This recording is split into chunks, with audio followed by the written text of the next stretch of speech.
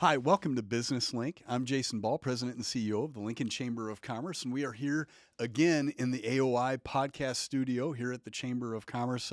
Excited for the conversation today. Before we jump into that, I just want to remind everybody, if you're seeing this for the first time on social media, you can follow us on your preferred podcast app if you want to catch us there. Or, of course, you can see all of our past episodes at lcoc.com on our newsroom tab under the Business Link podcast part of that website. And we are excited for a first on the Business Link podcast. We're joined by Mayor Leirion Gaylor Baird, our first elected official to appear on the podcast. Mayor, welcome to the AOI Podcast Studio. Thank you, Jason. Thanks so much for having me. It's great to be with you and appreciate all your partnership and leadership in our community. Yeah. You know, for those that don't know, going back many, many years, in addition to just the working partnership between the Chamber and the city in general. The city is also a substantial funder, a half funder of the Partnership for Economic Development, also the subject of some of these podcasts.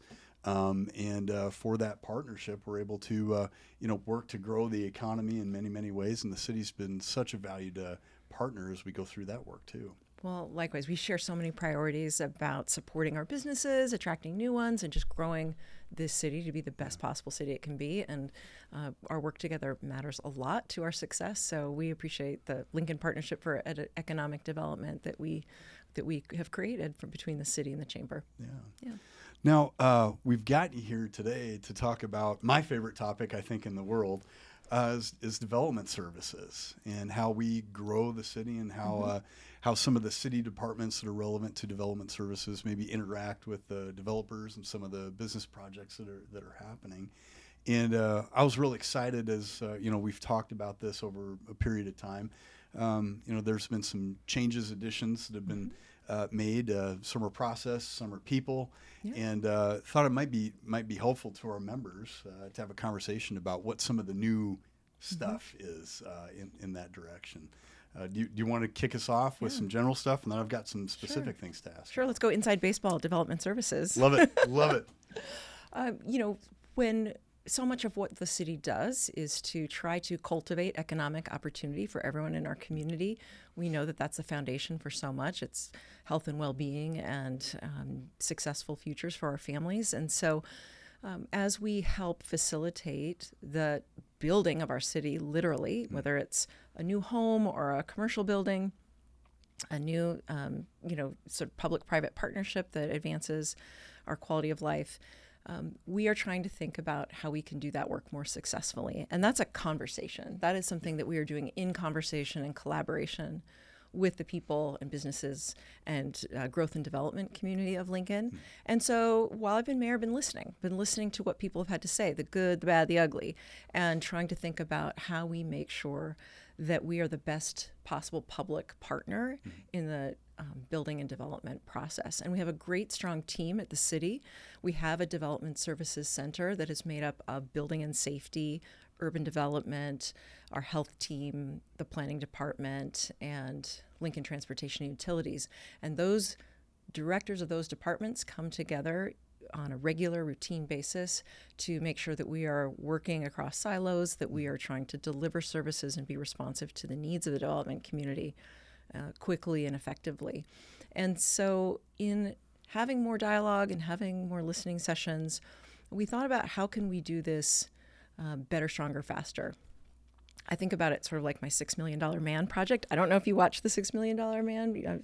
I'm dating myself here, but Bionic Woman, Bionic Man were my favorite shows growing up. Nice. And, Steve Austin, we can rebuild him better, stronger, faster. That's what we're focused on at Development Services. How can we do things better, stronger, faster? And so we've been undertaking that work at a dedicated and routine and clip for a while now. Well, that's a really important set of conversations, obviously important to our stakeholders and of interest to them. Thought I might maybe dive in on some of the components that we've been sort of talking about. I think, and correct me if I've got any of this wrong, but I believe the city's implemented a new CRM, customer relation management system, to track the work through the process already. Do I have that right? Well, we are absolutely focused on making this process clear and defined, and we're implementing new software to support that. But it's also about the human resources power that we're putting together. Yeah. I mentioned that those teams at development services centers meet regularly, but that's really primarily been at the director level. And when an application for a new development has come through, there's had to be work to then schedule the right staff to come together to review and provide feedback and comments as it works its way through our system. And we listened to some of the folks who'd come through our system. Maybe there's a large company that was from out of town that wasn't as familiar with our system.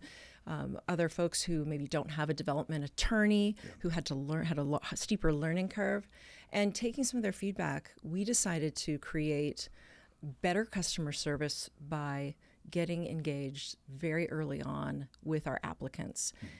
This was something that we also saw in Boise, something happening in Boise, where a pre-application service was provided. Before you even submit things to our building and safety team, to our planning team, you can request the service of this team to sit down with you, talk through your ideas, provide information about how to navigate city processes, and get advice from multiple departments so that up front you know what you're dealing with. Up front you know an estimated timeline.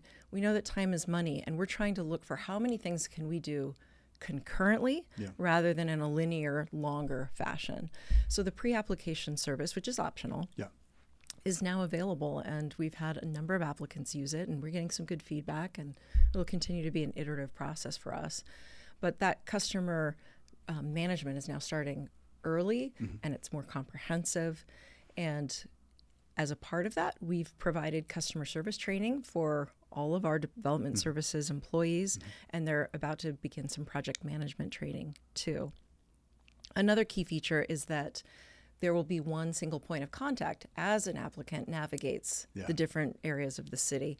We want there to be an accountability partner, someone who you can go to get your questions answered, so there's less confusion, more efficiency, and better shared understanding of where things are in the process. That's a wide spectrum of adjustments to make. Let's, if I can ask about the pre-application review process. You mentioned that was optional. So is that something that staff recommends to maybe the client that they're working with, or is it something the client can just say, hey, I feel like I need some help, and that's one of the solutions that's suggested to them? Is the client requested? Both and. We're sort of advertising this service now. We're making sure that people know that this is a service that we offer. And one of the ways that we've built in the structure of our departments to support the pre-application service is that every 2 weeks, representatives of the development services departments are scheduled to meet. And that way, on a rolling basis, as applications come in, we know that within 2 weeks, ideally sooner, but within 2 weeks, and no more than 2 weeks, we will be able to have a scheduled meeting with the applicant and start to answer their questions and start to lay out, sort of an understanding of how the city works and what their needs are and how we can work together to have them be successful. So that structure is in place instead of having to try to gather folks together ad hoc. It is systematic and structured. And I notice in some of this too, obviously the city's there to serve the needs of large and small operations and business. But, when I hear you talk about some of this, and you mentioned it earlier for projects and businesses that maybe aren't of the size and scale that they've got their own staff team or external attorneys that they're working with, it seems to me that some of these adjustments can really benefit small business that might feel new or maybe overwhelmed by a process that they don't go through on a regular basis with the city. They probably aren't paying for an attorney to guide them through, to shepherd them through. They're trying to do it themselves while they're managing the challenges of running a business, which are significant. And so we're really proud to be able to help companies or applicants of any size get a better understanding. That really does create efficiency, not only because we're doing things concurrently, but also because there is a give and take. There are new things that come up when you're building something. You might dig in the ground and find something you didn't expect to find and have to go through a different process you didn't see coming. But what we're doing is making sure that people are getting answers to their questions early, before they even get started. So we're trying to remove as much of the risk and uncertainty at the front end of the process. And then also just reduce the number of reviews. So if we answer a lot of questions up front, then theoretically, and what we hope will prove true, is that there won't be as many staff reviews at the city saying, oh, no, you forgot this. Oh, wait, you've got to do this. Yeah. We want to cut down the multiple reviews and try to take care of everything as much up front. Time is money, and we realize that, and we want to be supportive of cost-effective work at the city. And I think that component, particularly that outcome, that desire, that goal, will be very well received by the folks that experience this process. And I think you've already gotten to it, but I just want to ask. It sounds to me like part of the goal in finding these efficiencies, or taking some of the friction or twists and turns in the system. Is the goal that people can get through to permitting, faster and get their project up and moving more quickly than maybe they otherwise would have been able to? That is absolutely a goal of ours. I mean, we know that a lot of projects, a huge percent of projects do move very quickly through, but a lot of projects are complex and may require special permits or different approvals by Planning Commission. So we want to make sure that if you're doing a project in historic, you realize, oh my gosh, I have to go to historic preservation, or I have to go to the urban design review committee. Yeah. There's not necessarily an understanding that that's the case, and that adds time. So let's make sure we're mapping things out early, and that we're also getting to that permitting process and cutting down on the times you have to go back and forth with whoever you're working with at the city. Yeah. I think that's really great. Yeah. You mentioned earlier there is a people component or personnel component to this. You just want to expand on what that might look and feel like for someone that goes through this process? Yeah, when you have multiple city departments working together, trying to be respectful of each other's area, domain of expertise, that can lead to some questions about who has the authority to make decisions.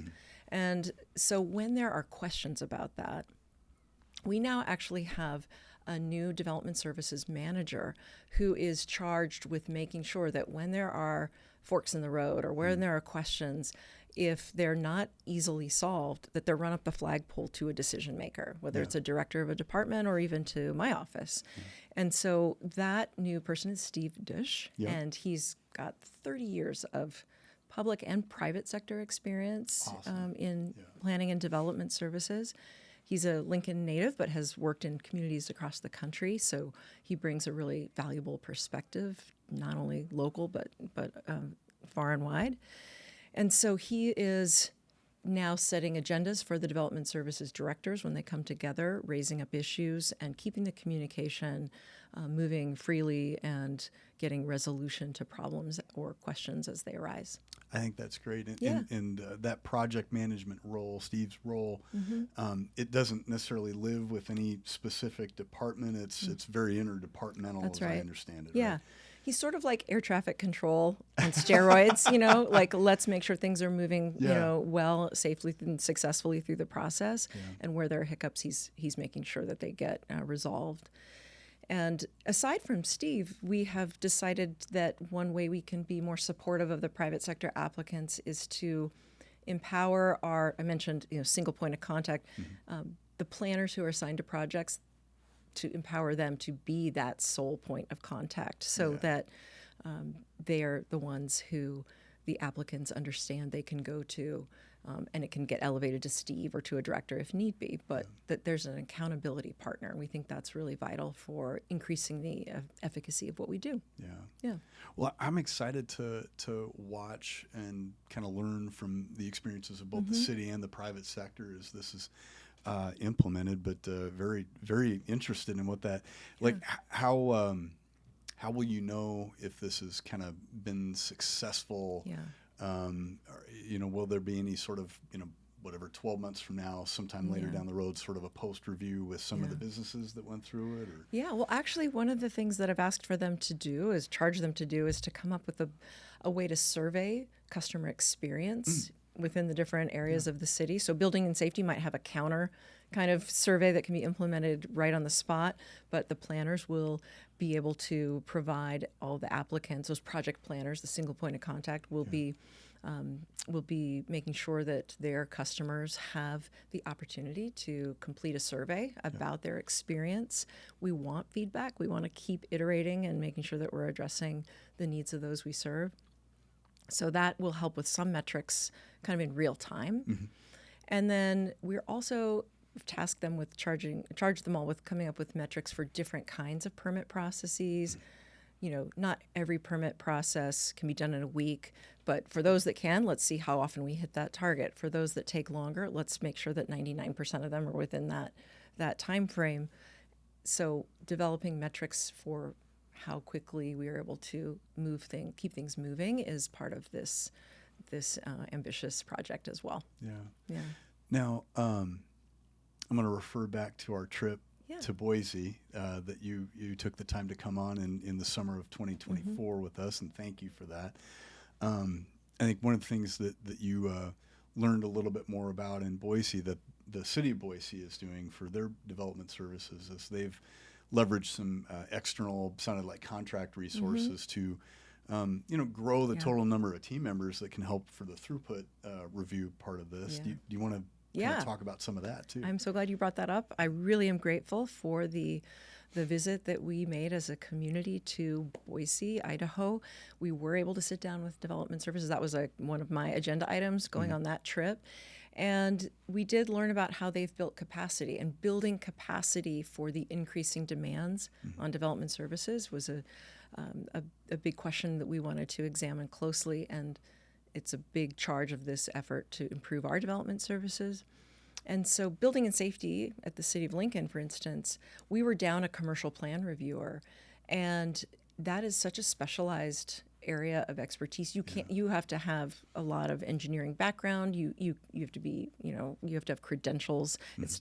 It takes time to actually credential someone who could even slot into that role. We luckily were able to fill that vacancy after some time, but to expand our capacity to complete commercial reviews, we are using the same external vendor that Boise uses.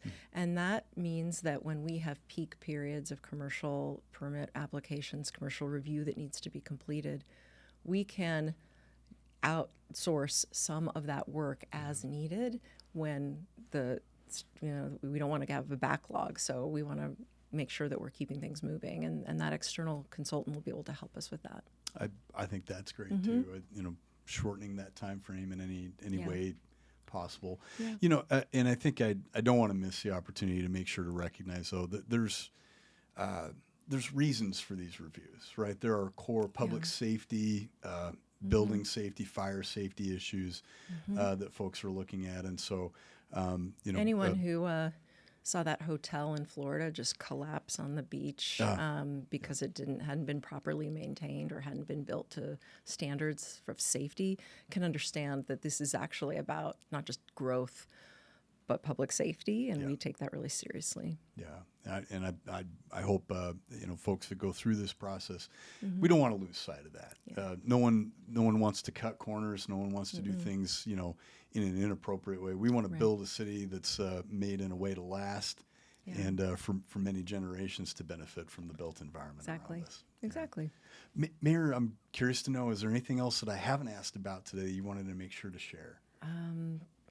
About development services? Or anything else under the sun. This is your time on our podcast. Well, I know that one of our shared priorities is, vital public infrastructure that helps grow the city and protect our safety and enhance quality of life. So I'm really grateful to the voters of Lincoln who supported the renewal of Lincoln on the Move. And I know that the Chamber was a big support for that effort, making sure that people understood the question before voters and helping to make sure people understood the return on that investment. We've been able to, invest over $100 million in the previous iteration of Lincoln on the Move, and anticipate that we'll be able to invest maybe as much as $144 million into our streets over the next 8 years, thanks to the approval. So I'm really focused on making sure that we get that work underway soon, and that we are delivering the results that our community expects and that support our businesses and our community. Well, that was a great team effort. It took a lot of people, and we too at the Chamber are thankful to the voters that understood that we've got a streets and road infrastructure that just needs to be invested in over time. Yeah. That's what it takes to keep it a good driving experience. And so we appreciate your leadership on that issue too. Our weather is what it is. Yeah, that's right. Those freeze-thaw cycles are tough on our streets. Southern California doesn't have those, and their streets look a little different as a result. But we know that that's our challenge, and so it's nice to see the crews out there, the orange cones of progress. Thank you for your patience, That's everyone. Those orange cones are there to help get great work done, and I'm proud of our team at LTU and all the private contractors that are helping us make those streets smoother and safer for everybody. Yeah. Well, Mayor, thank you so much for your time today. Thank you for your vision and leadership, and continuing to tweak the system to make it a little bit more faster and smoother experience for everybody. We're grateful for your vision there. Well, thank you so much for your partnership and leadership. We're getting great things done in Lincoln to make us the quality of life capital of the country. I love it. Well, everyone, that's our episode for today here in the AOI Podcast Studio. This has been Mayor Leirion Gaylor Baird and Jason Ball at the Chamber of Commerce. We will see you next time.